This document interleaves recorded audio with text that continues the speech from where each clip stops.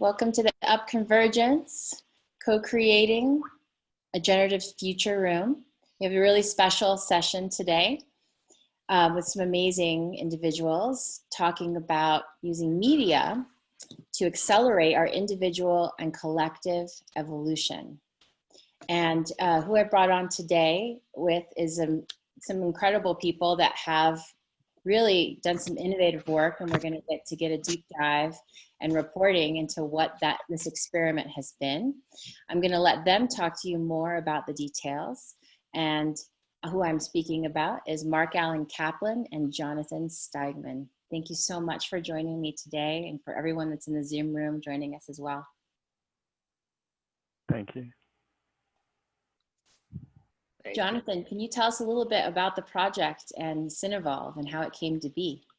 Sure. I am Jonathan. I'm the director of communications at the Integral Cinema Project, which is an initiative that was founded by my colleague Mark Allen Kaplan, and he is a leading media researcher and theorist and filmmaker, and he really figured out a way to apply integral theory, and other meta theories to the moving image in general, in order to understand moving image media better, and also in order to help creators to create more transformative works that can reach a wider, deeper audience. And so it's been pretty amazing working with him. And so one of the initiatives we started is called the Cinevolve Initiative, which is to try to create a collective of media makers who can learn and work together and figure out ways to spread this sort of knowledge. And one part of that was this class, the Transformative Media class. I know we have several of our students, including yourself here, who will surely ask you to talk about your experience with the class. But essentially, the goal of the Integral Cinema Project and the class is to help people kind of understand meta theories in a more embodied way. And we found that it actually had that effect. So I could have Mark talk a little bit about what that means, but essentially we evolve through different structures of consciousness as individuals, but also societies evolve through those, technologies evolve through them. And as you know about them, you can begin to see them more, and then you can begin to work with them more. And so it's been quite a fascinating journey. It's not an easy one to communicate, but as you start to work with it, it starts to have effects on your own consciousness, and just the domain of your awareness expands. So you kind of get a broader view of the world and understand more different aspects and domains of any situation. So I can turn it over to Mark a little to talk about the work in a little more detail. Thank you, Jonathan, and thank you, Maya. And glad to be here. And so my journey began when I was 3 years old here. I just have to always start with this, just for people who are new to my work. At 3 years old, I started to stutter. And so I still do stutter. So when I talk, you'll see different kind of shifts back and forth. But as a child, I could hardly speak. And so I sought for ways to communicate besides the voice. I did art and all that stuff. And finally in high school, I took a film class and I discovered film. And then I went to USC Film School to study film. And the secret to all this is that because of that, film became my voice, and I was studying it not as a career. I was studying it to learn the language the best I could so I could speak. So there was a whole different orientation to what I was doing. And this work that I've been sharing and working with started back then when George Lucas spoke at our school. He was an alumni, and he basically told us if you only take one class here, it had to be filmic expression with this old guy named Lester Novros. This guy, that time he was like 80 or 90, really a little guy, and he did special effects on the original King Kong. He was one of the chief animators on Fantasia, special effects on 2001, and one of the co-creators of the IMAX technology. but he was also the keeper of an oral tradition in the cinema going back all the way to the Russian school and Sergei Eisenstein. And what that tradition was is the exploration of how the moving image affects us physically, emotionally, psychologically, even spiritually. They've unpacked it, you know, in terms of how light and color and rhythm and shapes, all of those things, and they're intercutting through time, how that affects our consciousness. So he was the keeper of that tradition. And that first class, I sat there as he kind of drew a square on the chalkboard and said, "This is the moving image frame.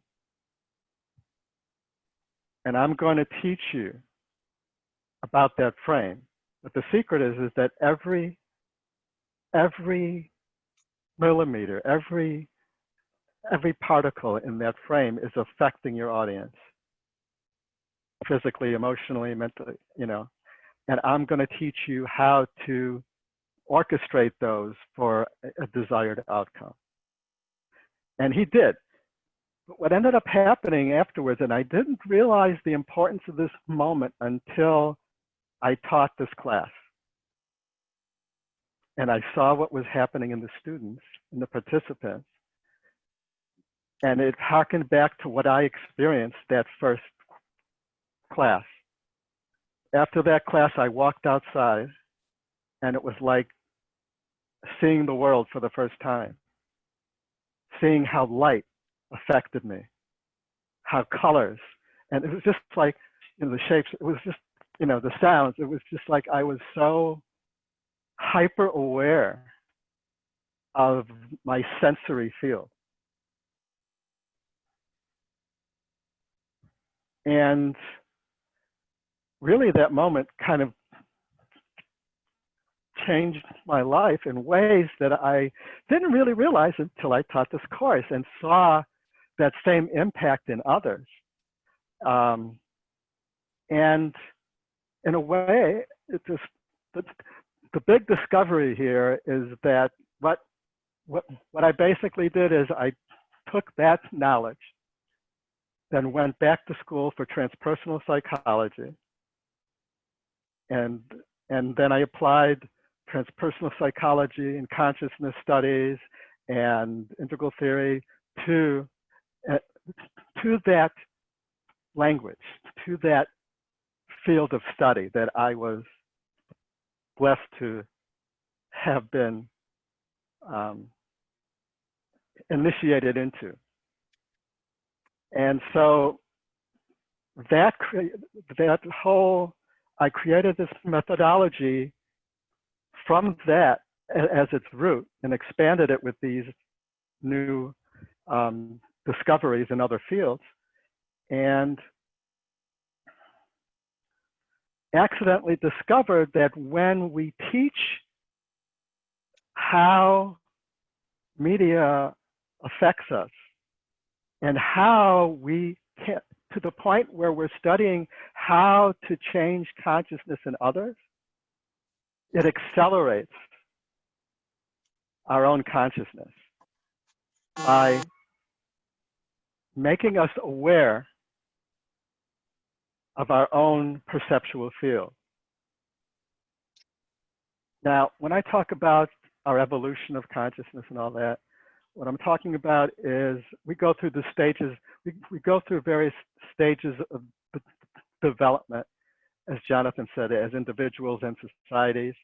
And there are many different lines of development. You know, there's emotional intelligence, there's cognitive development and all that. And fundamentally, there's the worldview line, which Jonathan is showing here. And these are basically kind of structures that we've discovered that individuals and societies head through, and it's kind of foundational. And I don't know if I want to get into all these terms, but we could talk about when we see these stages, we see there's a parallel with what we call pre-modern, traditional, modern, postmodern. So these are related to that concept. So when we go from stage to stage, that's what we call the vertical development. When we heal inside of a stage, that's horizontal development. So as Jonathan is showing, we go, there's all of these stages, and right now, the postmodern is the pluralistic, the modern is the rational, and the traditional is the mythic structure, and before that is what we call the pre-modern stages. So fundamentally, we could see that here in the United States. We have the conservative and the liberal and the centrist, the basic kind of culture wars going on. And it's actually happening all over the world. So basically, we've created this course, but it came out of this whole trajectory.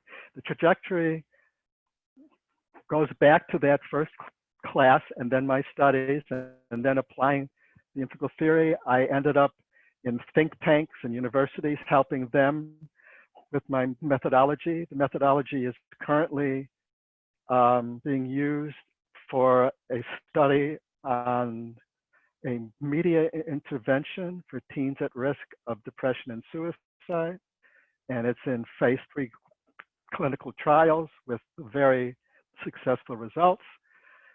And the idea with Cinevolve came when we looked at what's going on in the world and said, what can we do? How can we help? Is there any way to change this? And from my research, part of my research that I did is I mapped the coevolution of moving image technologies with the evolution of consciousness and culture and society, and tried to see any connected patterns.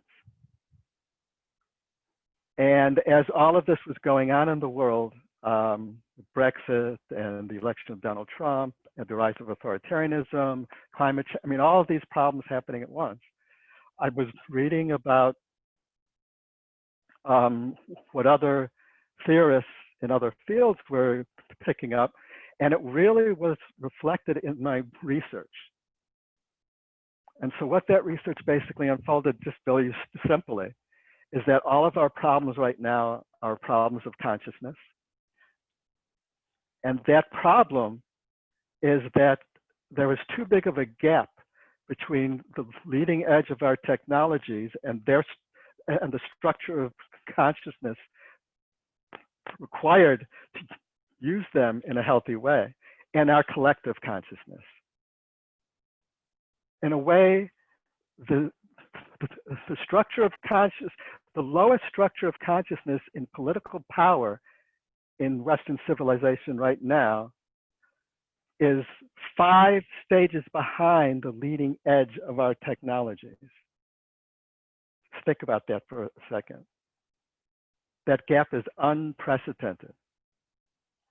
The Industrial Revolution was one stage of development to the next.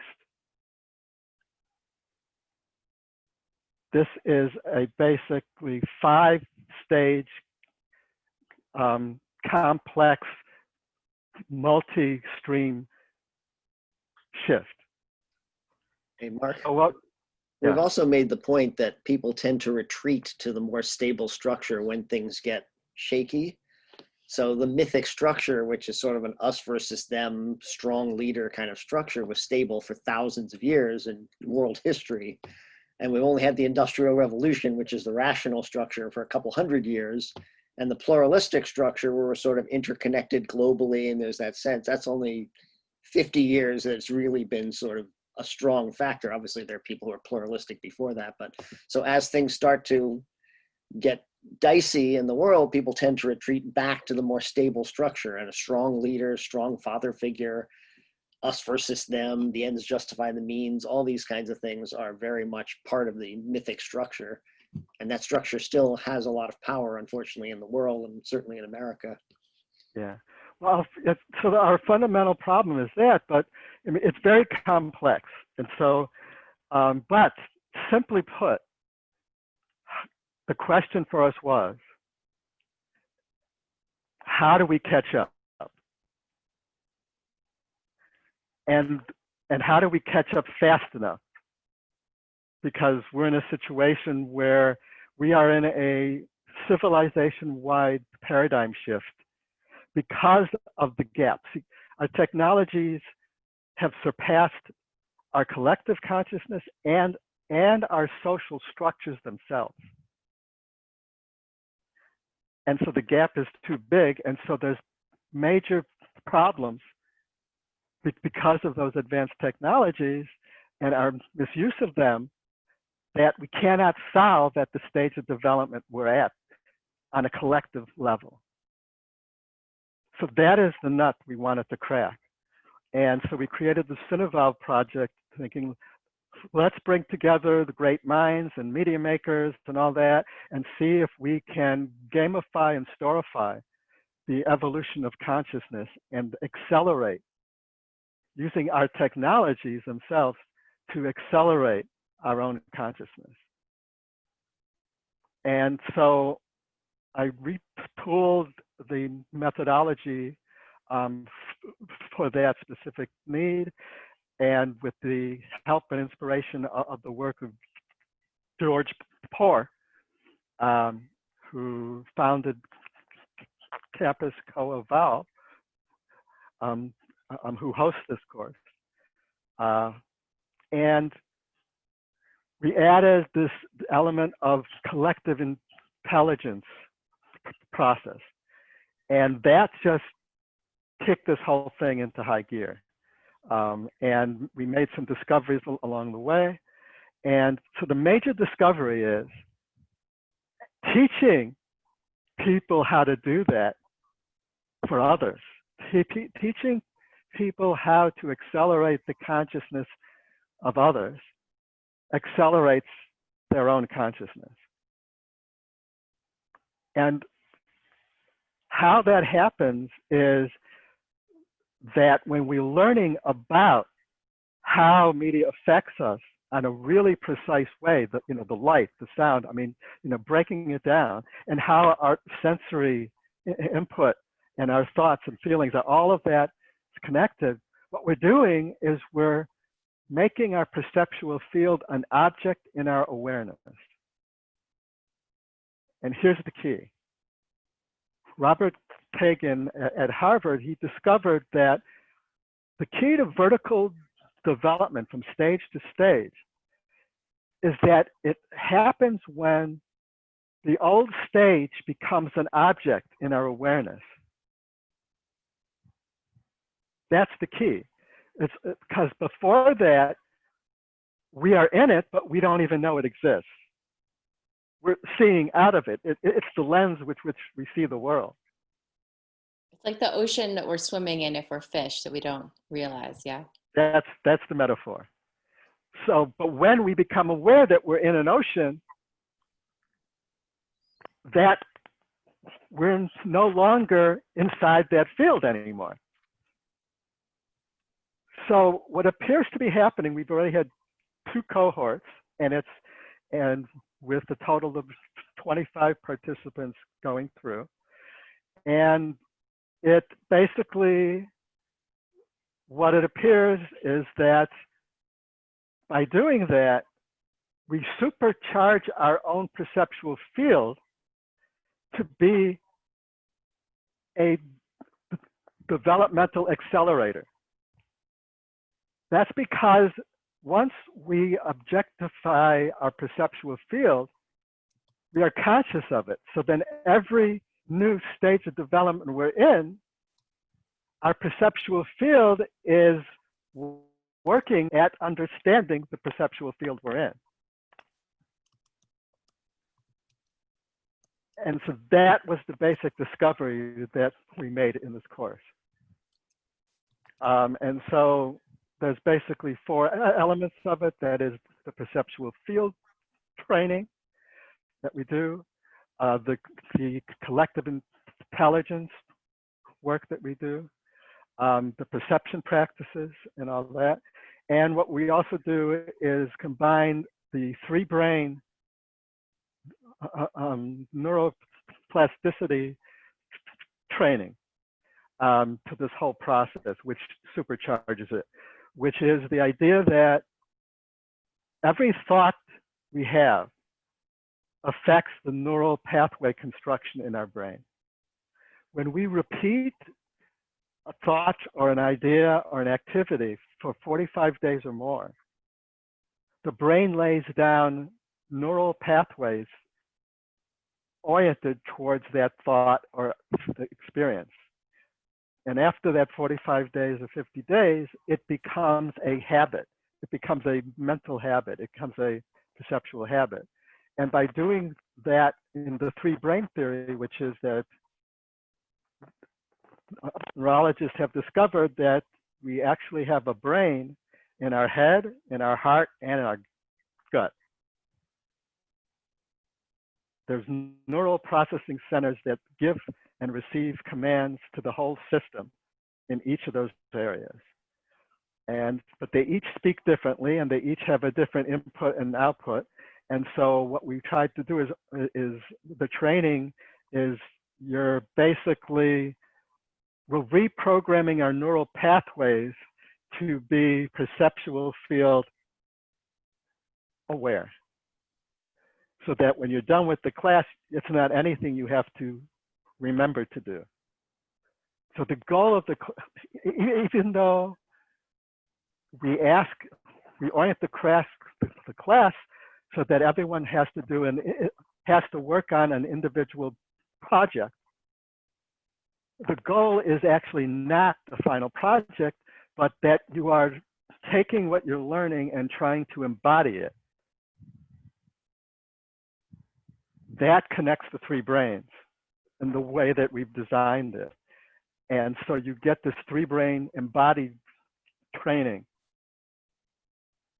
And so that's basically it. And there's a lot more, like how we bring in the collective intelligence, where we've created this approach where collective filmmaking, it's not about people actually just being there on the set or working with you in it, but a support team that actually works with you on the conceptual and inception level and self-reflection level, so that it's an evolutionary process. And so anyways, so that's the basic. I want to open it up to our some of our participants and get their input and reflections on their experience. That's great. Yeah, I would love to have some people share. There's a lot of people who've gone through the process that Mark just described. You can feel free and unmute yourself, turn your camera on, and join the conversation, and we'll go to gallery view as well. I know Hannah is on here. We were alumni in the course together and had some powerful experiences. I'd love for you to share first, if you wouldn't mind, Hannah. Yeah, thank you. Thanks, Mark. It's always mind-blowing and so interesting to hear you. Yeah, this course really did change my life, and I'm not trying to make that sound like a commercial or a cliche, but it was my biggest introduction to integral theory and the deepest dive I've done in it. I've been familiar with the concepts and some different authors, but yeah, all of the handouts, well, the PowerPoints, the slides, you know, everything done on Zoom. I printed it up and put it around my walls just to really let it sink in. But yeah, these different structures and how we analyze the world, and then applying that to media creation just offers, I think, one of the most powerful tools for change possible. And I've been involved in wanting to use media to connect people more to what they can do to save the planet really my whole life. And now finally discovered this class, and so glad I did, just to really get that tool set of how do we really affect people's consciousness. And certainly it has affected my own consciousness in these thinkings. And Mark was just mentioning kind of creating that resonant field with the production team first. And I led a meeting today for a totally different subject, use some of the practices that he shared with us in that to just really get us all thinking together. And people really appreciated it. So I'm actually planning to take the course again because I want to dive in deeper. And yeah, just got the projects kind of started, and now it's to really take advantage of Mark and Jonathan's wisdom and the wisdom of all the other participants. I really enjoyed our student group calls where we got to give each other feedback. And yeah, just if I could be doing nothing else but working on this type of integral studies theory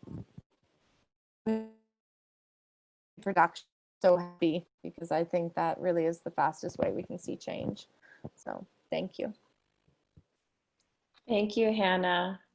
I'm curious too if you want to comment on just you know, the experience you had of making media, like the way you're perceiving your process before and after. And even if you've seen any direct result of even creating something that has, you know, had a different impact than, you know, you would have thought you would have if you'd done it differently. Yeah. Great question. I mean, it was, you know, I came at it from the regular storyboarding, kind of more linear approach. And then throughout the class was kind of working more on opening up this field. And, you know, took my linear thinking into more of, you know, some lovely mind maps. Oops, okay.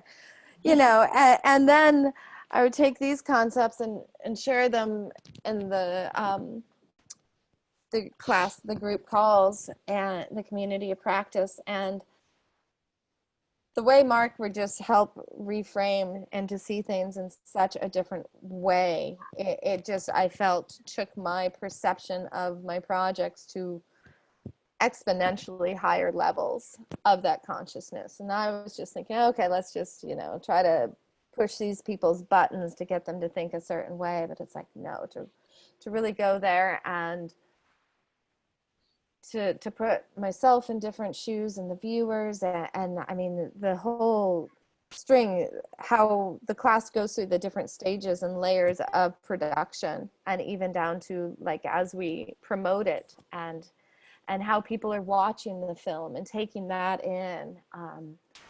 And I watch movies differently now too, of just even starting with kind of that resonant field of what were they trying to do, and thinking in different quadrants.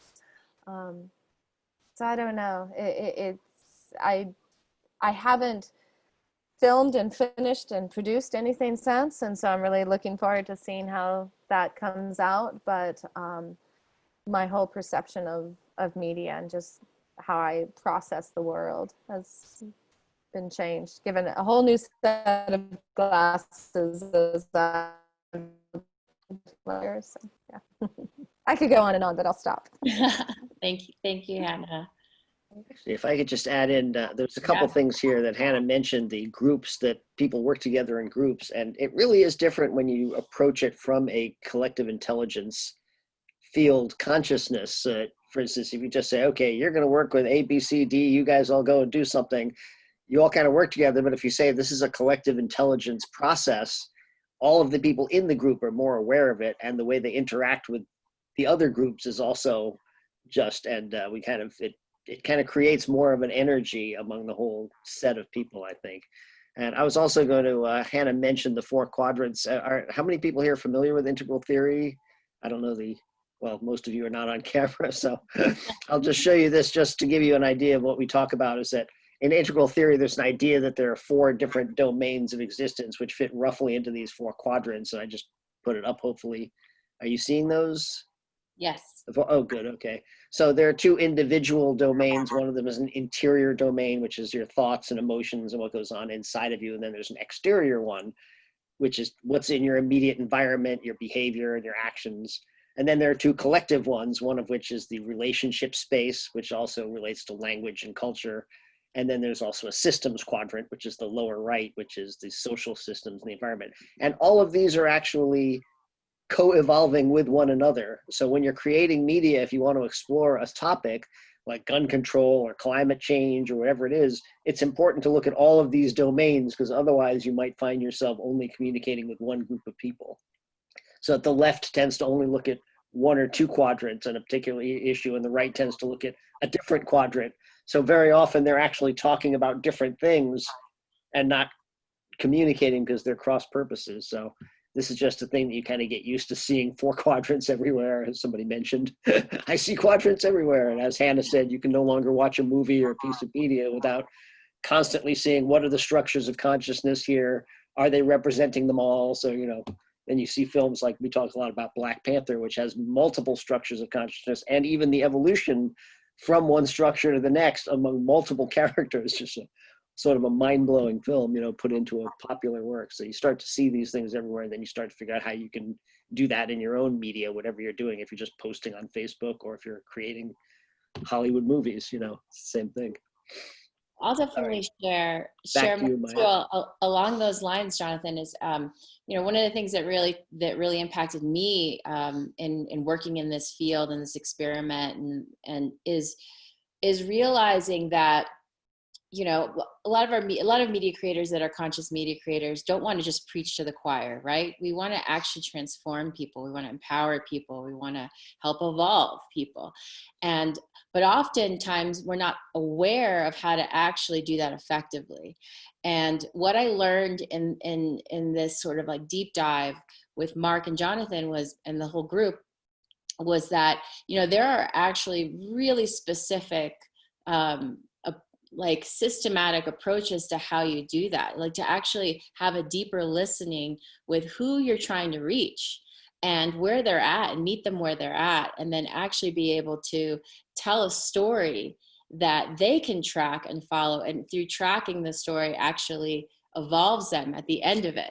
You know, it's encoding it. I mean, like he talked about Black Panther, and there's a whole recording of and movie podcast they do where they break down these films that are integral films and really share like how they accomplish telling stories at multiple levels of consciousness, meeting people where they're at, and actually helping them to bridge to the next level. That's real transformation, is being able to not just skip a stage or like kind of force your opinion on a viewer, but actually understand what they're going through and help them along the path of transformation. And I think that that's what makes this technique, this approach so profound, is it really goes there and helps us to understand how to be better storytellers in a way that actually does a service to humanity and helps evolve humanity. So I just wanted to add that to what you were sharing. And I'm curious who else would like to share too about their experience. I noticed Alex just joined too. Anybody else? Alex, would you like to share? I haven't got anything to share at the moment, but I could jump in if there's something specific. We're just talking about your experience with the course, if you had anything particular. Okay. Yeah, I mean, it was, hold on, let me get something way up here. Thanks for joining, by the way. Alex is in, I believe, or somewhere in the UK, so it's late for you, I know. Yeah, a little bit. I should be going to bed really. Got to work tomorrow. But, yeah, no, in terms of my experience with the course, it was really interesting actually to be able to tie all of the different concepts and really kind of deep dive into how to apply integral theory. I feel like, you know, I sort of went from the conceptual understanding of it almost immediately into like how I could practically apply it in film. And it's really kind of, it's really allowed me to give more of a kind of frame and a bit more of a kind of higher level understanding of how I could showcase the kind of things and the kind of ideas and intentions that I would through film. It's just kind of given me that kind of different level to approach it from, where I can kind of see how all the maps fit together. So I think, you know, by the way in which it's very well kind of laid out and shows the whole kind of directions you can take with it, in terms of being able to even, you know, facilitate the shooting process and being able to, you know, absorb the collective intelligence of the crew and things like that. Well, I think, you know, by the way in which it had all these different parts to it, in terms of linking the narrative into the kind of conceptual frames, that really, yeah, it's just really given me a good framework to go and shoot something. So yeah, I'm quite excited to get stuck on my next film project and put some of it into practice.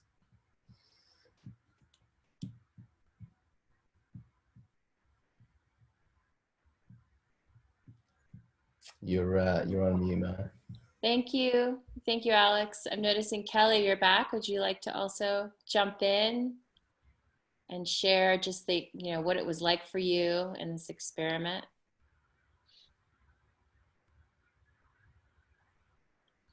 We're not hearing you, Kelly.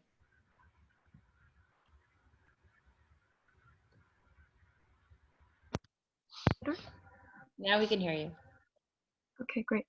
I just wanted to thank you, Maya, for organizing this, and thanks to Mark and Jonathan and Alex and Hannah and everybody. It was really a wonderful experience to get to know everybody digitally during the course. It was really a really welcome discovery for me, because my experience in cinema comes from I studied the 3D animation in school, and I came from a very industrial sort of perspective. I was really trained to view cinema as a means of subsistence, and sort of like there was not a lot of emphasis on creativity in my training and in my professional experience. And at the same time, throughout my entire school experience, I was listening to many different transformative thinkers, and one especially that we brought up during the course is Terence McKenna. There's actually a quote that really echoes with me, and I feel it's for me really sums up what I took most out of the course, was that the role, our roles as media makers and as creators.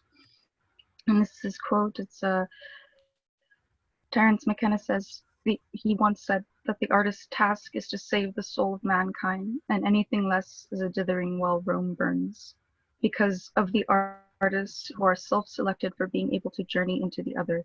If the artist cannot find the way, then the way cannot be found. And I really am grateful for the opportunity in this course to be able to just explore my role and our collective role as creators and artists, media makers, and to really reflect on the work we do, and what are we really doing for humanity as a whole, and what sort of legacy will we be leaving. And I mean, these are questions that I ask myself constantly about. I mean, in my choices I'm asking myself a lot of questions at the moment about whether or not I want to continue in this field. There are a lot of challenges, and I'm young. I guess I'm 26 year, so I have time to kind of put things into perspective. But it helped me. This course really did help me. I think I feel more equipped with tools to be able to forge ahead and to be able to tell stories that have a greater resonance and impact in the world, including my own. And I guess art creation, like like Mark, you mentioned your history with studying it. Like creative expression and filmmaking has always been a way for me to sort of self-heal as well from like a long history of childhood trauma and family experiences. It's been a way for me to channel sort of energy that has been kind of maybe stuck. And I think I feel all the more equipped now through this course to be able to do that effectively and in service of something that's greater than myself ultimately. So I feel that my healing process is, it can become like the healing, can contribute to the healing of humanity and, as well. So I can only recommend this course for anybody who's interested. So yeah, thank you. Thank you, Kelly. Thank you. Thank you. Thank you. Yeah, I find that media making is such a initiatory journey. And a lot of what you were sharing reminded me of that, Kelly, and also Mark, that in the process of actually seeking to create media that helps humanity evolve and transforms, we can't help but actually have to take ourselves through a deeper journey of that, and to be in integrity with that mission and that pursuit. And I feel like what you outline and the experience that I had, even like deepened that to bring us more into self-awareness of where we're at. What traumas are we still holding, or what filters are we seeing the world with, and how can we be aware of them so that we can start to, as Mark would say, make it an object in our awareness and expand beyond just those filters and be able to see the world through multiple levels and through many different people's eyes. Because when we're able to do that, not only do we create better media that actually reaches more people, but we also deepen our compassion and our ability to be connected with more of humanity and meeting just wherever we're at, just understanding that we're all in this process of evolution together and we're all at different phases of that. But ultimately, as integral theory speaks about, we're meant to integrate all of it, integrate and transcend all of it. And I feel like this work that Mark is bringing to the world really helps empower so many filmmakers on their own spiritual and transformational journeys, and deepen our ability to be able to help the world. So for that, I'm also deeply grateful, and that we have the opportunity to share this with more people. And curious too, Mark, if you could come back on and share a little bit more about what the goals are now with this experiment, and what you're hoping, what the invitation is. Well, one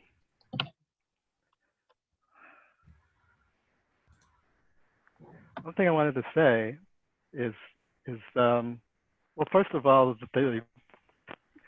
the quote from Terence McKenna is one of my favorites, and thank you, that's great.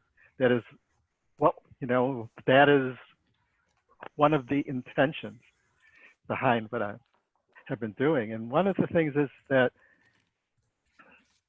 the goal has been and still is to help inspire medium makers to wake up to their power and to give them the tools for them to really help us evolve. And also, but behind that goal is the goal to do something. The house is on fire, we're in trouble, and we each have been given talents and gifts, and it's like we need to contribute is my feeling. And so this is what I can contribute, and I'm hoping that I can help others to have the tools for them to bring their gifts in and out there. And one of the other things I was thinking about as everyone was talking was, early on, I was blessed to learn from and hang out with some of the kind of the bodhisattvas of the media industry. So it's Robert Weiss was one of my mentors. You know, I got some Shaktipad from Alfred Hitchcock in person. I got and but it's one of the things is hanging out with these great actors and filmmakers and all that. And there was a sense from them, the great ones, like Anthony Hopkins. When I met Anthony Hopkins, it was like experiencing a bodhisattva. There's a presence that they have and a feeling that they have. And the best way I could sum it up is when I took an acting class from Stella Adler. And she basically told us that stage is an altar. The words of the play or the script you're reading is the Bible, is your Bible. It's like, this is a sacred act. And if you don't treat it as such, you're off my stage. But there was a sense of sacredness or a sense of the responsibility that they had.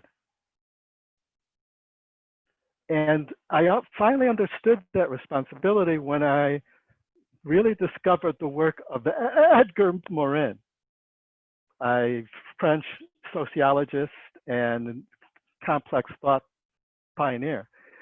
And he basically unpacked that the moving image is uniquely powerful because it replicates how the human mind imagines and dreams.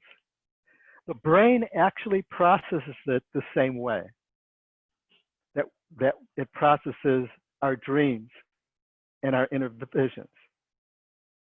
And he said that produces a doubling effect on our consciousness. And so its power to reach us is very unique, and very powerful. And for us to kind of recognize that, both as a consumer, it's like when we watch media, how it's affecting us, and as a creator, is to give us the tools to use them in a uplifting, healthy way, and in a powerful way to help and to heal, to serve as media shamans, as many of us like to talk about, and that using media as our tool to heal the world, to heal ourselves and the world. The key is you have to, it's got to be your own evolutionary process that you're going through as you're helping others evolve. Mm-hmm. So that's kind of one of the dynamics that we're working with. So right now, the goal is to keep going to reach as many people as we can. Try to figure out how we can share this discovery of accelerating consciousness to as many people as possible. So we've been pondering how to do that. So we're coming up the next few months before the US election, we're trying to, we've created a short 3-part course to hopefully help at these times for everybody. So it's kind of like, the first one is going to be sense making through media and unpacking what's going on and how to be aware of how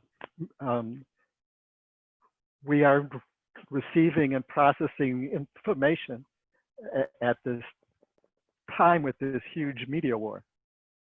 That basically there is a war for our consciousness.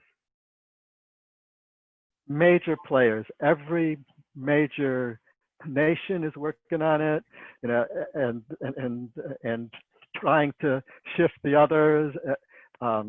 There's the big corporations, it's like, and a lot of the interest is financial, or a lot of interest is political, whatever, but we are being bombarded. And the next few months is an inflection point Mm. in this field that we're in, this big transition that we have to make. So we're trying to help with that. And then the second course is a mini, the second part is the 10 keys to more powerful media or transformative media, which is basically summarizing the methodology for people just to have like a basic toolkit that anyone could have. You don't have to be a filmmaker. So that the third course is basically anyone with a smartphone can now be called upon to become a citizen journalist at any second. That's the reality we're in. Mm. So that third one is going to bring it all together with how do you do that on the fly and not get caught in the polarization field, in the downward spiral, and how can you really not get caught and help others see the bigger picture, or to basically to not put fuel on the fire and not preach to the choir, but to help awaken in a kind of simple way that you can have on the fly if you don't have a lot of time.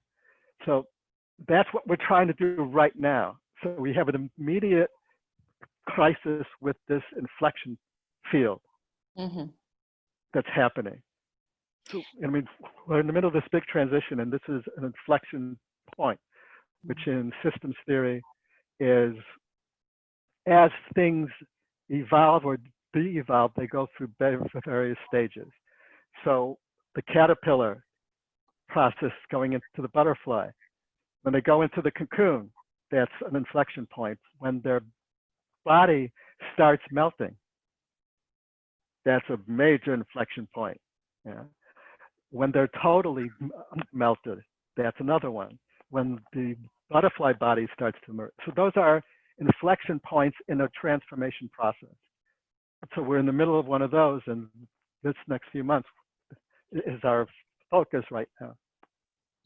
And one of the points we make here too is that everyone is now a media maker, because not just visual media, but everyone who posts on Facebook, everyone who posts on Twitter, you are posting media. This is sort of an unprecedented time. It never used to be the case that, anytime you wrote something, you were writing a letter to one other person, but now you can just have a thought and post it.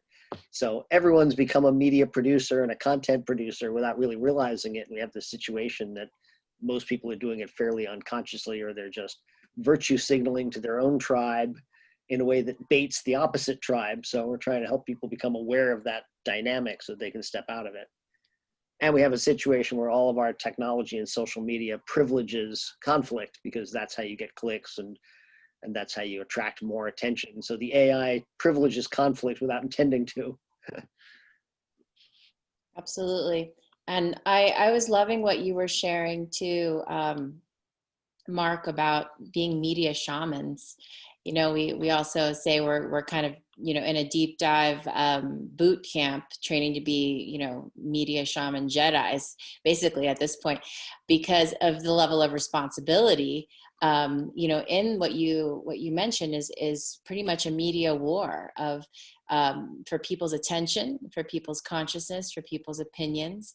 I mean, that's what's really creating our reality right now, is how many of us are getting behind certain beliefs, and the media literally is presenting stories to impact what we believe and what we get behind.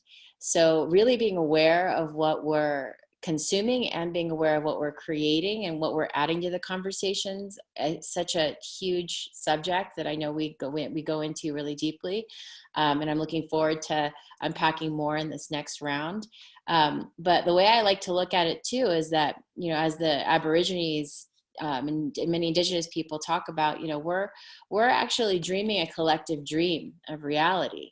So do we become lucid, awake dreamers in the dream?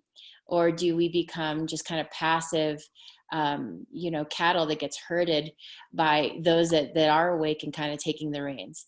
So I think that's the biggest, you know, question I've been sitting with, especially after going into this experiment, is, you know, how do we wake up more people to dream this dream together, to co-create a more generative future, as this room is titled.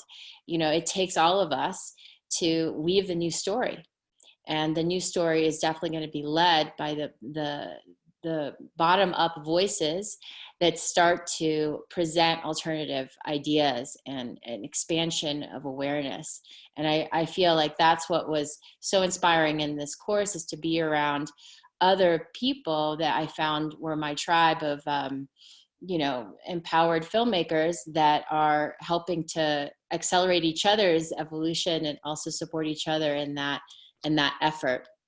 And as you said, Jonathan, too, that means all of us, because media is accessible for all of us at this point. It's just a matter of being empowered enough, educated enough, and aware enough to know how to use it. And my hope definitely is that this work will get out to a lot of people. As it is stated, it's open source, so that more people can have the tools to be really conscious with how they're using media and what they're putting out into the world. Absolutely. The key is open source as well. It's like we want as many people as possible to have access to the same tools that everyone else has. You know, so right now there's a lot of people who have these advanced technologies to manipulate our consciousness through media, and they have the big beta farms and all that stuff, you know, to do that. But one of the things we believe is we could counter that. We could counter AI and big data media affecting with CI, with collective intelligence media making. So that is kind of the key, I believe. And so if we create these collectives where, you know, we're collectively sense making and sharing that, and, you know, kind of just working the field, working the collective field on ourselves and the world. Like, we want to be able to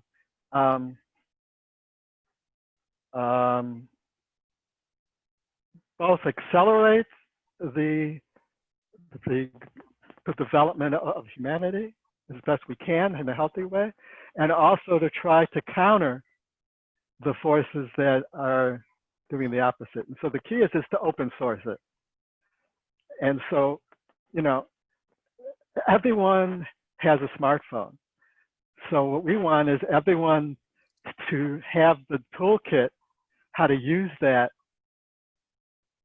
to affect consciousness to the same degree that anyone else does, with all the millions of dollars. You know, it's like back when Jonathan and I were in film school, or back in Hollywood, we dreamed of being able to make a film without, you know, 200 people and, you know, $1 million. You know, so back then it was, you know, and now it's like I can make a film right now. You know, I could just, you know, and it was, you know, hardly gonna. So it's like, so we want that. We want that level in terms of understanding human development, how media affects that, how it affects what we're doing. And so it's like just giving, if we can get everyone aware, it gives us all the control. And it brings us back our power as a collective. So anyway, so that's, we're trying. And that's what we want, definitely, to take back the power. And it's an illusion that we have, that we don't have power. I think that's the big wake up, is realizing the power that we have and using it. And I feel one more thing I wanted to say. Yeah. The transition we're in and everything we're seeing, and even the media war in our consciousness, is all is all part of the transformation. It's actually happening to help us. It's exposure therapy. It's bringing up what's going on in the world is because we have to make this major leap in consciousness right now we're facing. And in order to do that, we have to deal with our shadow material. Mm. Oh, yeah. So our collective self is bringing all that up. So when we approach what we're doing from a big picture perspective, what we use is the collective self perspective. So if you look at the collective self the same as an individual self, we go through experiences as a collective. We evolve collectively as well. And we have the similar processes that we have a collective shadow. So our collective shadow is coming up around the issues that we have to transcend. And so the systems deconstructing around us, the fact that the centralized information media sphere is collapsing is actually required, because the next stage of development requires a different form of information processing. So as this paradigm shift is happening at the paradigm level, the world around us is, the old paradigm is deconstructing to help us. And that brings us into what the anthropologists call a liminal phase. Mm. As civilizations make these kind of major shifts, the old system starts to deconstruct, and not just the actual physical systems, but the paradigms that establish them and are being programmed out for the culturalization of the society. And those are deconstructing. They have to, because before the new system emerges, the old system has to deconstruct. Before the butterfly emerges, the caterpillar has to go to liquid goo. Mm. So that's what we're going through. Mm. So what's happening around us, if we hold it as how horrible this is, we're at the wrong level. Yes, it's horrible. There's suffering here. Mm. And this, but if we don't look at it from the higher level and see the bigger patterns, we're not going to alleviate that suffering. Mm. And our goal is to alleviate as much suffering as we can through this transition as possible. We have to learn the lessons that are required. We have to make the shifts, and there's going to be loss, and there's going to be suffering. But in the past, there's been enormous suffering through these processes, and this one is so huge that the potential for suffering is enormous. And so our goal as media makers and as people who consume and distribute media is to be more aware of what we're doing and try to alleviate as much suffering as we can going through this, and recognizing that we have to go through this and help us work our shadow. So the part of what we're doing is not just as media makers, as media shamans, to show us what's the future world, but to help us get there. So to help us see the shadows for what they are and work with them. It's like, so that's what shamans do. When you go to Peru and take ayahuasca, you're, a lot of what you're expelling up is that you're getting rid of shadow material that's been embodied. So the shamans are real. So part of being a media shaman is not only pointing to where we need to go, but to also to take off some of the chains and binds that are stopping us from getting there. Wow, thank you. I think we should open it up to any questions. Or Yeah. Yeah, I'd love to open it up to questions, especially along the lines of where I was going to go next was just how important it is to listen to the collective field of what's arising and what wants to be heard, right? What human consciousness most needs to hear at this time is also like our job as media makers to really like tune in to that and be able to be an amplifier of that. And just in, opening it up here, we have incredible people on the Zoom, also very talented filmmakers, activists. I'd love to hear just kind of what's in the space right now. What's the most alive, burning question or inquiry that, you would like to contribute this time?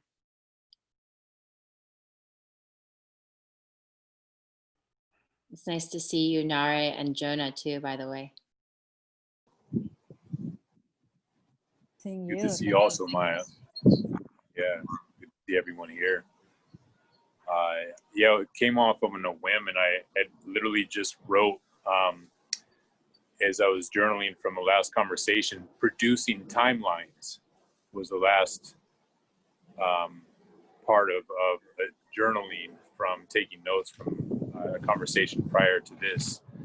And so I was like, what does that look like in cinema? A movie called Timelines, because it was around this notion of what this timeline over here looks like with everything that's going on in the world. And if there's focus and consciousness and collective consciousness is focused on all of the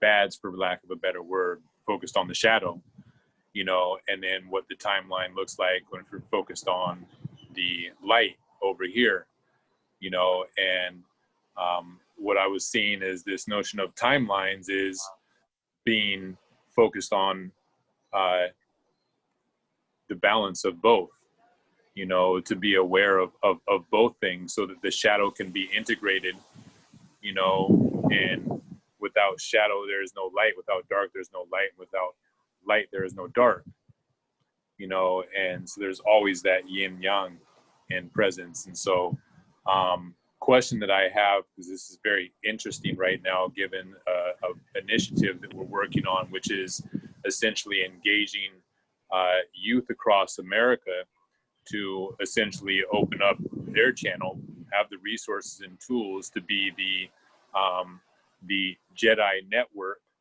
of media shamans, essentially, as you put it, that are out there in the field, who are opening up a dialogue to be a channel of the voices of the marginalized and those that have not had a voice, whose voices have been oppressed and repressed. And to actually be in that for not only opening up their own voice, because a lot of times it's the youth themselves that don't have a voice, but so to be able to open that dialogue up, conversations with each other, as well as the conversations that they would like to have with adults, with city council members, with police officers, with people that are in high impact positions of power to interview and hold the space of inquiry and questions, and as well as what they're seeing and envisioning for the future, because it is their planet that they're inheriting at this moment. And so for them to be actively engaging those that are kind of bridge makers at this current time, and moving through this transitional and transformative period that we're in. So my question would be is there any concepts, ideas of how this would play with what has been shared in this room so far, is creating, co-creating a platform to steward that, and where our timeline is similar to what Mark, you were just sharing, between now and election time, is a really focus, we have a caravan moving from LA to DC, and we have 12 to 15 stops along the way where we want to engage the youth and engage the community and the activists and the leaders in that community to be able to speak what their needs are, and then to basically bring that to the forefront at the mall in DC and say, hey, this is what we would like to ask from our commander in chief, whoever is that elected official. Complete. Wow. Go for it, Mark. Well, the first thing I wanted to talk about from what you're saying is that one of the modules that we do in the course is the inception module, and it's foundational for the whole thing, and that is how do we tap into our own voice and the collective voice. And there are actual solid techniques that you can use, that we teach basically, to do that. So basically there's what you want to do. One of the secrets to it is help the kids to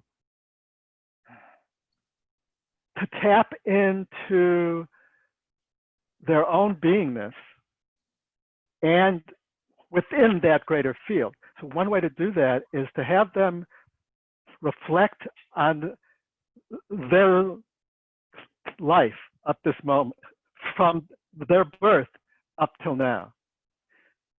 Try to hold, like, just quickly think about the different stages you've gone through, what you brought here, and to give them some easy tools to then expand that into my family, their kind of stream that I'm in, in my culture and society and humanity. We do some really simple kind of, even if it's 3-4 stages or whatever, just to get a sense. What you want to do, what we do in this practice, is you create a field where the evolutionary streams, you're bringing them all into your own awareness, from your own inner stream, your own individual stream, to the collective stream, and then you bring it into just a simple meditation. Or it's like, then you empty yourself and listen and go from that place. So you're creating a moment in the evolutionary now, and that gives you, with practice, you could do this in a minute. If you practice it, and then when you're in the field, it's just like, bam, bam, I could get back in touch with that state, just calling it to mind. And then I'm there. So it's like, here I am. I'm in this moment. It gives you a big picture sense of whatever moment you're in. You recognize the journey that brought you here. And each person in this event has their own trajectory. And all of that is part of a bigger thing that you're not aware of, but you're open to. And then you work in that field. That is kind of the foundation of what we teach, but I think it's something maybe you could easily work with the kids. And you could just make it very kind of simple. Yourself, the collective, and something in between that they can relate to in the big moments in their life, And then, so that's kind of, I don't know if that helps you. Mm-hmm. Absolutely. Yeah, very much so. No, thank you. And you brought up the bodhisattva, and I think it really brings in a state of introducing meditation, in a joyful way that is maybe easier for them to receive, from where they are, where they're working with virtual AI technology, as youth much more, and for them to relate to that technology from a Zen perspective, you know, and to drop into that type of interactive experience, you know, that it becomes that altar, you know, stage for them to be on, to take on to see the responsibility that they have to produce the content, you know, and what they would like to bring forth, you know, as creators, knowing that what they're creating will be you know, also consumed. And that's the cycle of life, is creation and consumption, you know, and to create things that are healthy, you know, and light and good for all. And the transformation of looking at shadow and seeing it for what it is and the lessons learned from it, you know, I think is another piece to be able to help process trauma, emotional trauma, especially if we're working with marginalized communities, you know, and impoverished, you know, children, you know, who've been in that for generations, whose families have been into that. And when you brought up the notion of, you know, that where their origin story, then it brings in the potentiality of them connecting and reconnecting with their own origin, with their roots, with their parents, whether they may know where their dad or mom is, if both of them are around, but to reconnect with where they came from and to do that in a way that is healing, you know, and to learn about themselves from a monk's perspective. So yeah, I really appreciate everything that was shared here. So giving thanks. Yeah. One thing that brings us to is a point that Mark and I have discussed, that there is evidence that children are evolving through the stages more quickly than previous generations because of the internet. You know, when people lived in a rural community and only experienced a handful of realities in their world, it wasn't surprising they would remain kind of centered in the mythic structure as a sort of pre-modern structure, because that was all they kind of knew. And then people in cities got exposed to all these different worldviews and advanced, and then they looked back on those people and said, oh, they're so provincial, they're so this, not realizing, well, they haven't evolved yet. But kids now are growing up in an era of the internet where they're seeing all these different realities. And so one of the other things that you had talked about, meditation, Mark was talking a little bit about perception practices, and sometimes I think those can be easier for kids, and certainly for me. I mean, meditation is tough because you're supposed to sit and, you know, make your mind a blank and just be present, which is hard, especially for kids.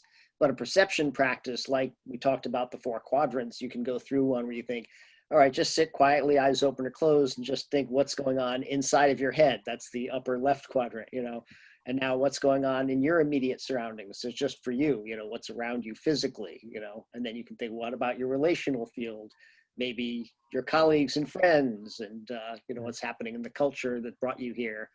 And also the lower right, which is the systems quadrant, what's going on. So that perceptual practice is actually a practice that's sort of more concrete, but also very valuable as a training for anybody, because it just helps you see more different domains of everything, train your brain to see these different things. So something else I would recommend.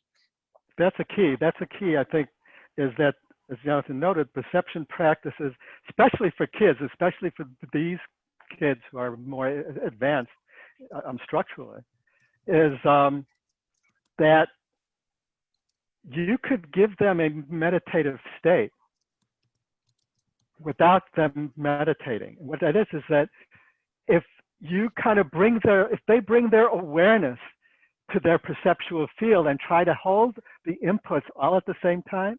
So what I'm hearing, what I'm seeing, what I'm thinking, what I'm feeling, you bring it to them through the stages and then ask them to hold it at the same time. Their brain enters a meditative state because they're entering a field awareness. They're trying to hold the sensory input together,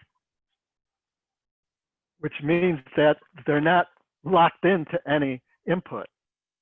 And so that disconnects them. But, you know, so it gets them into the witness state, which is one of the higher states of consciousness that you could achieve through years of meditation.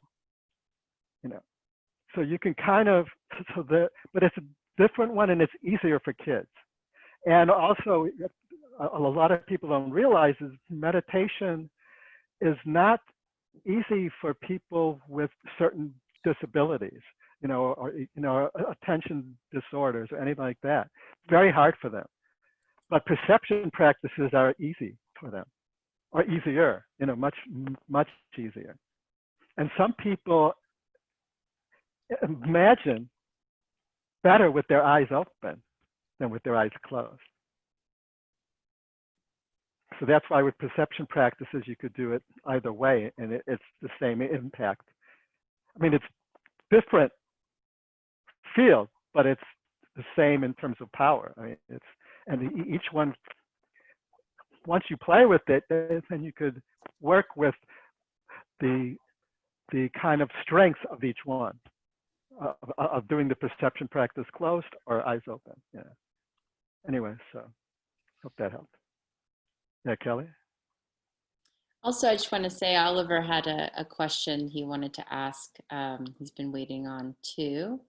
Okay, cool. Hey, Oliver. Can we do that, Oliver, and then Kelly?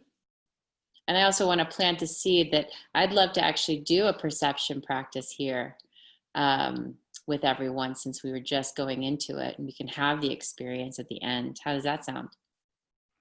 Sounds good. Awesome. So Oliver's question, he's not able to get on camera, but his question he typed in the chat, which is that how can we work on our shadows while also subtly imprinting our process on the material?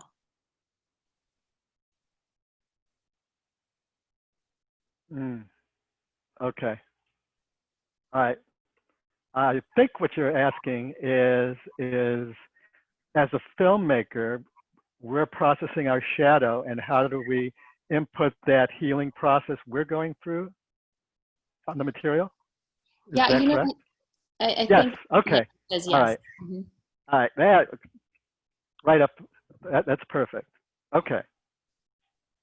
So that is the key to this work. One of the other keys. It's like when you're doing this,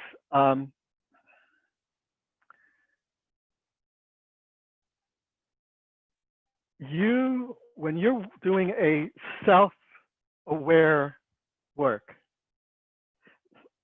it triggers processes, both interior and exterior.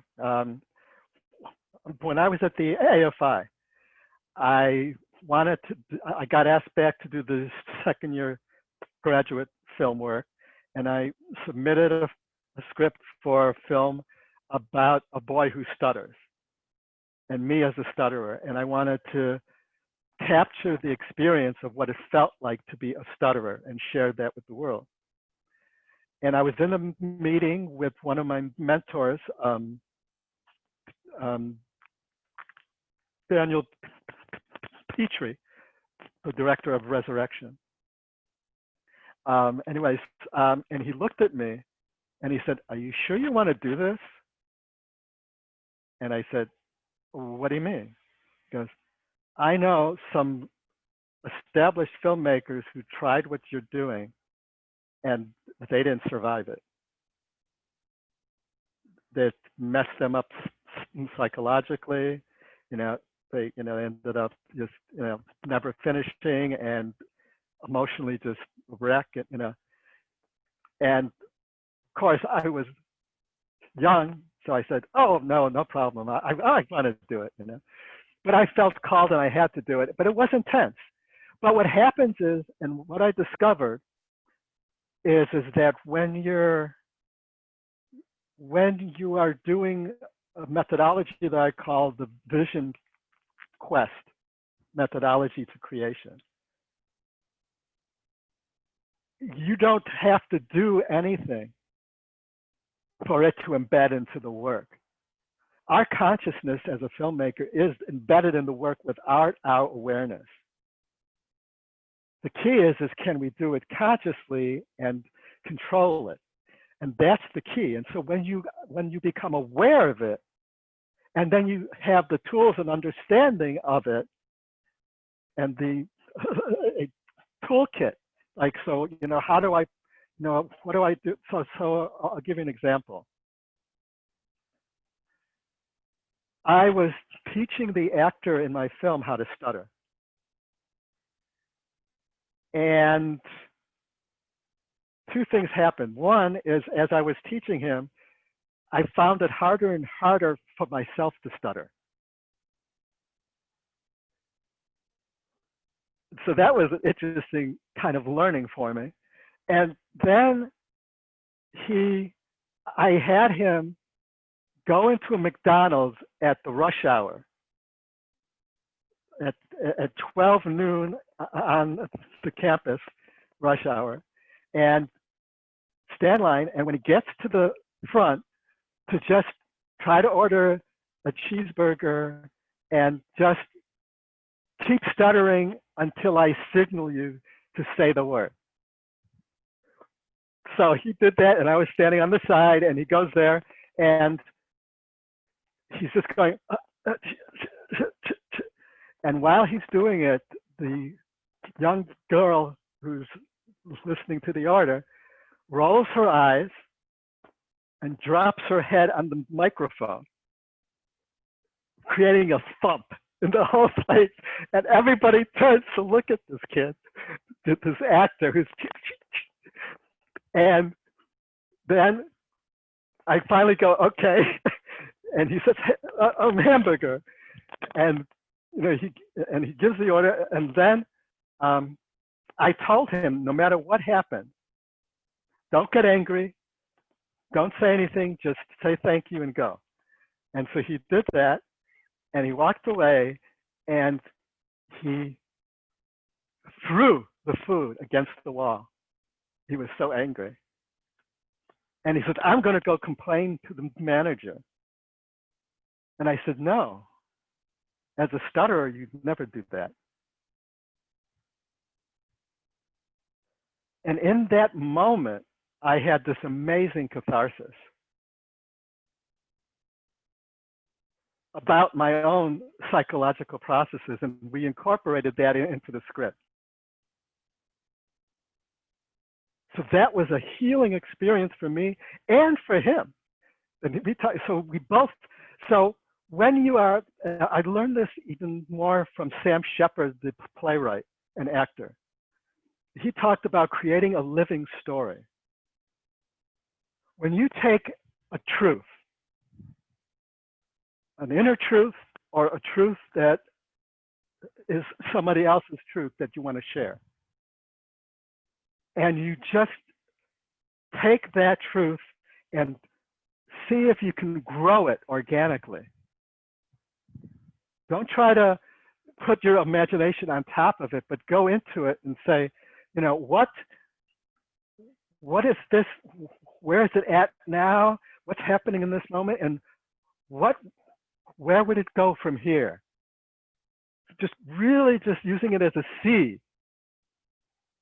And that could be your own inner experience. I started with, I want to share the experience of stuttering. So what's your intentional field? That is the key. Is you really kind of anchor into your intentional field. And if that intentional field is a personal healing quest that you're sharing, forces within you and around you automatically happen. One more little tidbit. Besides the inner vision quest process that this worked in for Voice in Exile, which is that film at the AFI, after Sam Shepard's lecture and stuff, I experimented myself and created this film, and it ended up being this miraculous experience for everybody. Everything happened like miraculously, like the universe was co-creating with us. And that is another thing that happens when you set this deep, intentional, inner and outer. It's like when you have that intentional field of your own growth and development and trying to do that with and share that with the world. And and kind of And so it's at both the inner goal and the outer goal is to heal. Then the universe just says, all right, man, hang on. And what hang on means is we're going to give you everything you need to grow. Now that doesn't mean, you know, everything's going to be perfect. That means your shadow shit's going to come up. You know, so when I made Voice in Exile, we had major communication problems on the set. Everybody was miscommunicating. It was like the communication shadow of stuttering was like everywhere. And it was this whole big collective process that we had to deal with. So the intentional field sets it, and then hang on, shit, man, because like Daniel Petrie said, are you sure you want to do this, man? Because it's a wild ride. Thank you. And I want to add too that oftentimes people might want to try to avoid putting their process in, but like you said, you really can't. And the best thing is to become self-aware as you're doing it, because then it's even a more powerful transmission of a transformational story. And more vulnerable you are, actually, like the more you kind of reveal what's happening, I think that the more the impact to the people that are seeing it.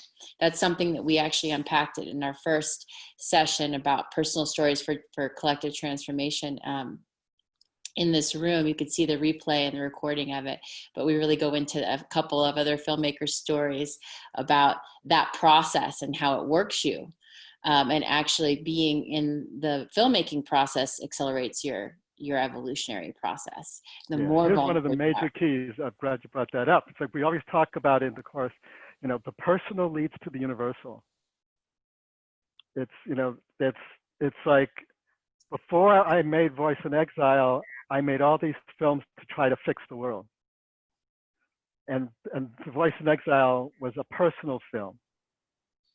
And I was intending it for myself and stutterers and maybe their families and perhaps the world, but it wasn't like I wanted to stop violence or, you know, heal the environment. It was, you know, so that was my most personal film, but it was also my most successful and widely connected. So it taught me this great lesson, you know, that and Sam Shepard again echoed it. That's why you have to find a truth, an inner truth of yourself or another to focus on, because that is the key to the universal, because I'm human. You're human. And what's deeply personal and true in you,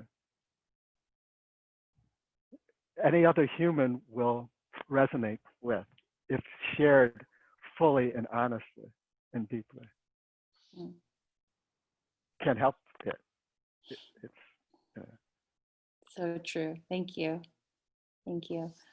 And I want to open it up to maybe one or two more questions. I know Nade had a question and Kelly potentially. I know that we're running a little over time, but if that's all right with you, Mark and Jonathan, just to kind of bring us together with a couple more questions.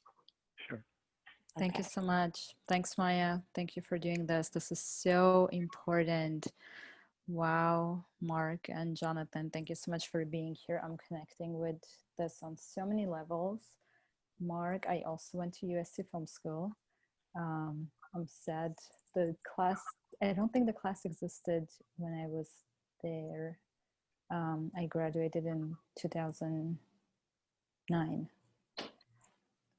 So yes, I'm sad most likely I missed it somehow, but I'm so happy to be here now. And I have a question, which is a very personal question, but as you were talking about all of this, I was deeply connecting with it, because I also always felt that as filmmakers, our role is so much bigger than just making film, because we can help to wake up human hearts. And I feel like vibrationally, the more I'm healing myself and the more I'm awakening, I'm affecting somebody else. So I think as filmmakers, we have this incredible tools to make a change, and we have to use our tools correctly.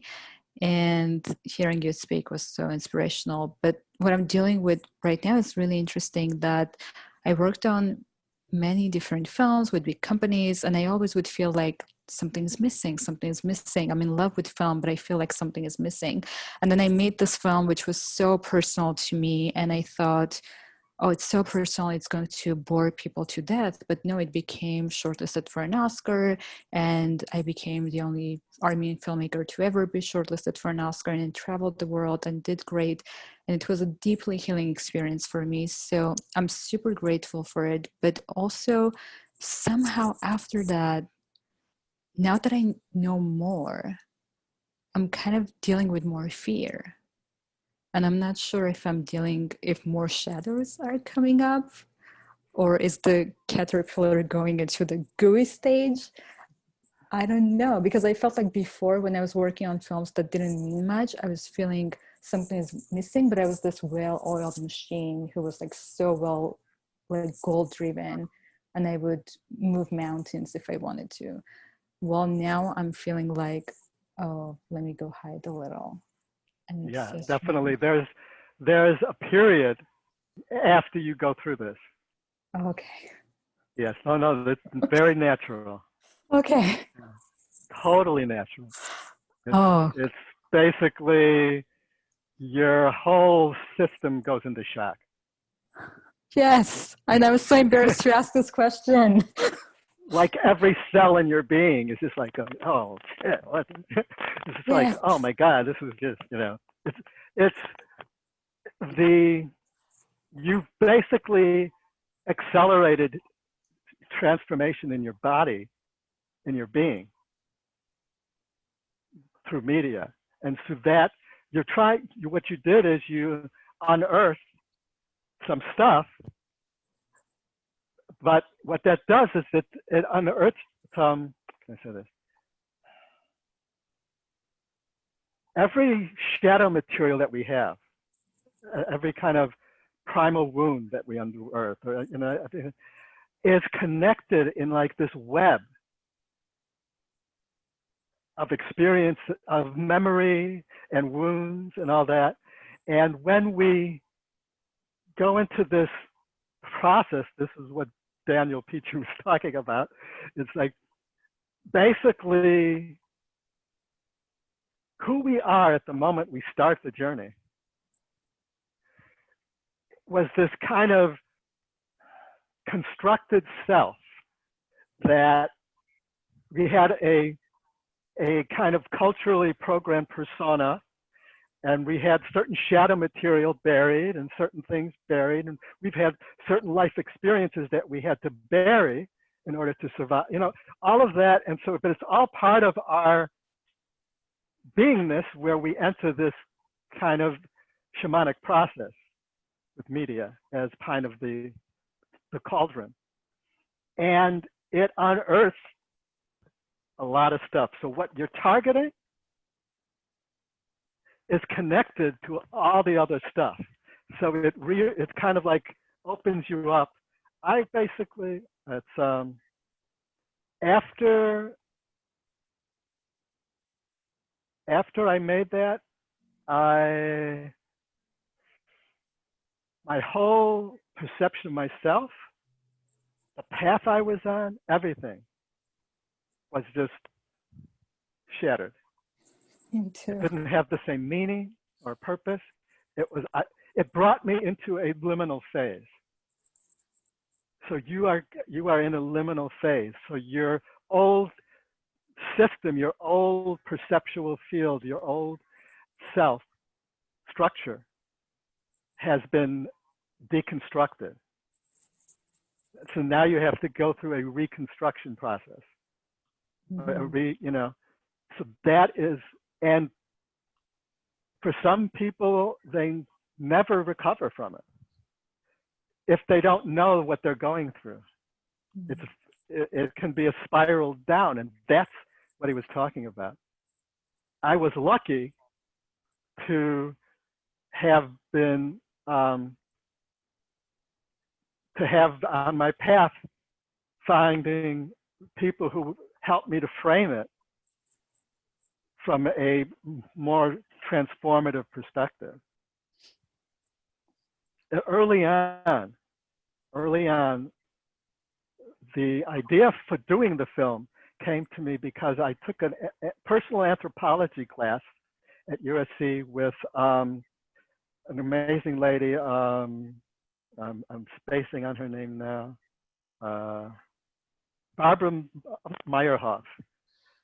She was a sociologist and anthropologist. And all. Anyways, she did this personal anthropology class, and she brought in a shaman to teach us about shamanism, and she handed out like this little pouch with a mirror and a feather and a crystal, and she inducted us, you know, all as shamans.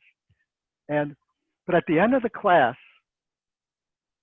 she asked me to stay behind, and she said, from my journals, which was part of the work you had to do, and I shared my films with her.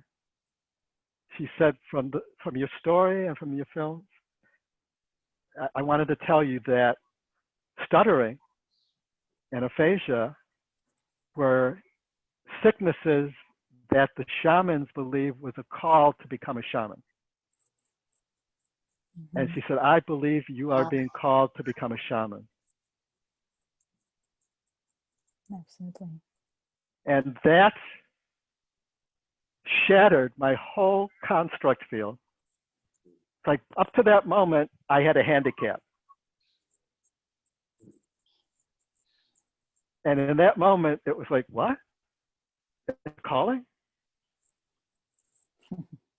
And then the deconstruction started, you know?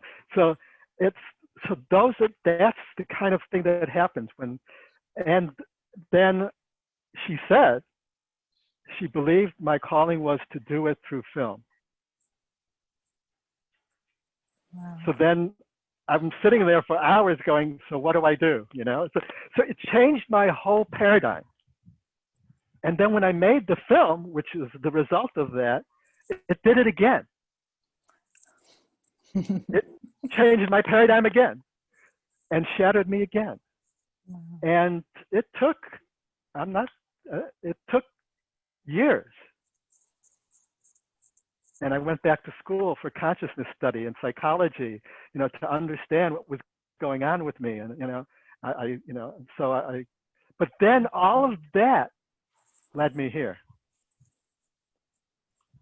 I was just speaking to one of my mentors, Jean Furstenberg.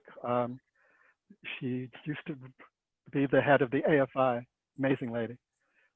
And she's been with me all these years, you know, even after I left Hollywood and went on my wild adventures around the world, you know, seeking the meaning of life and going back to, anyways. And it was like, I said to her, it's like, finally, it's like strange that somebody asked me if I regret not making it in Hollywood, because I was really like a golden boy and I walked away from it. Mm-hmm. But finally, it's like we were talking, it's like that was not my calling,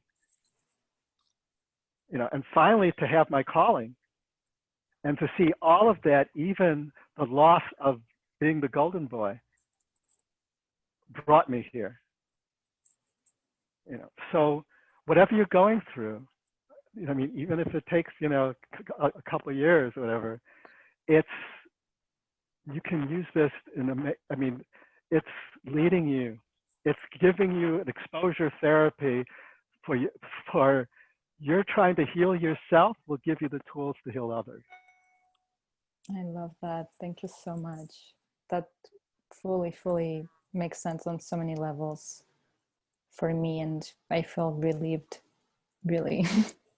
So thank you so much for sharing your story. I'm so grateful, and yes, I feel the same way on so many levels, and I'm just grateful to be where I am now because of the breaking, and to put the pieces back together and to be able to serve And I'm going to be patient with myself then. The key is to be patient. You don't want to reconstruct too soon, because if you're trying to reconstruct, you're going to use the old paradigm. So you have to kind of like seek for the unknown. You have to be in the unknowing for a while. The liminal. The liminal. The cloud of unknowing, as the Christian mystics call it. Wow, thank you. Thank you for the question. That was excellent. Thank you. Thanks so much, Maya. Thank you for allowing it.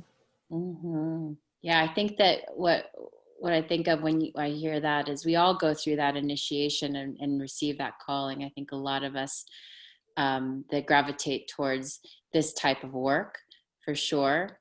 I mean, I have my own story. I know a lot of the people do too. So it's like, yeah, it's your unique initiation. And some people go through deep dark night of the soul before getting to the other side, right? But also like embracing it and finding the purpose in it. It's really beautiful. And I loved hearing, Mark, your story.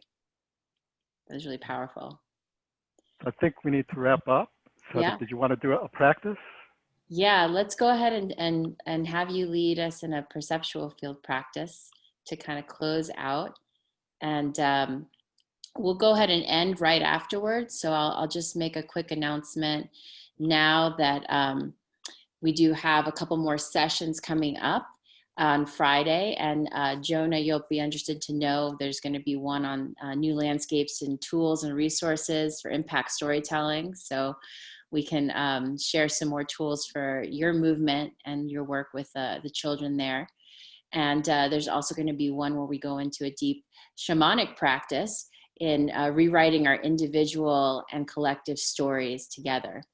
More of a deep dive workshop. So check those out in our Generative Future room. Also check out Nare's Film Festival. She has a listing of a lot of really great recommendations of films to watch, really powerful, impactful films in the Up Convergence Film Festival room. So just wanted to Thanks, Maya. Thanks much. Great. Thank you again, everyone, for joining us. And let's close out with a really beautiful perceptual practice that Mark will lead us in. Okay. 1 second while I take some water. And thank you, Jonathan, also for being part of this.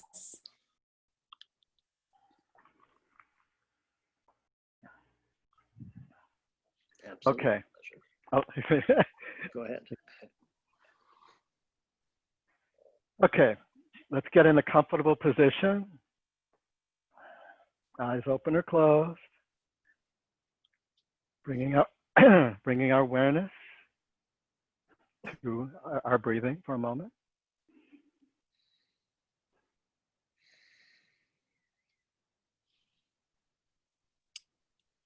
Now, just try to bring your awareness to right now. You have these 4 dimensions happening in you and around you.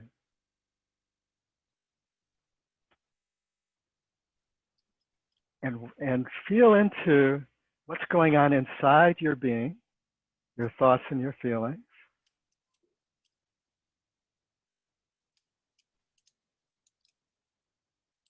And try to expand that awareness to include your physical body, your physical sensing.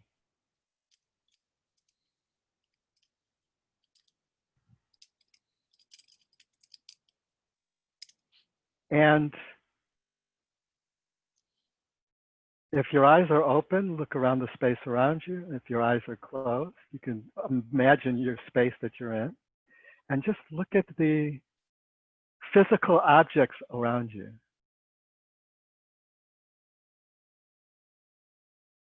That is your external world. So you have this internal reality and this external reality. And also extend your awareness now to what we're doing here on the screen and our conversation that we're having. This is your relational reality.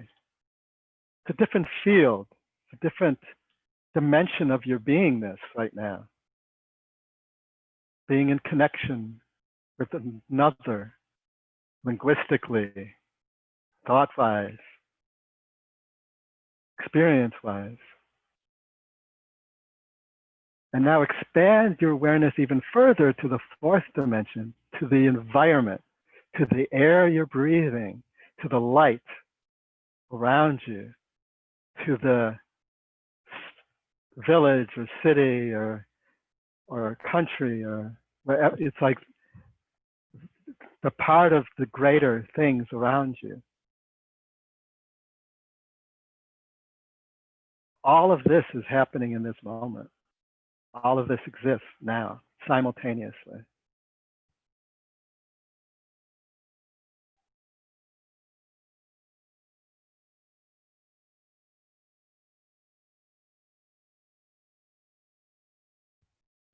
And it exists in our everyday life. It exists in the art we create.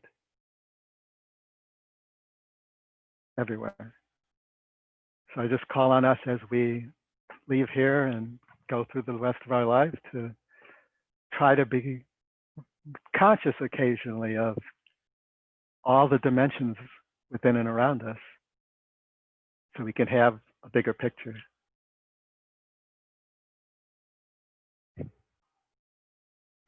Thank you.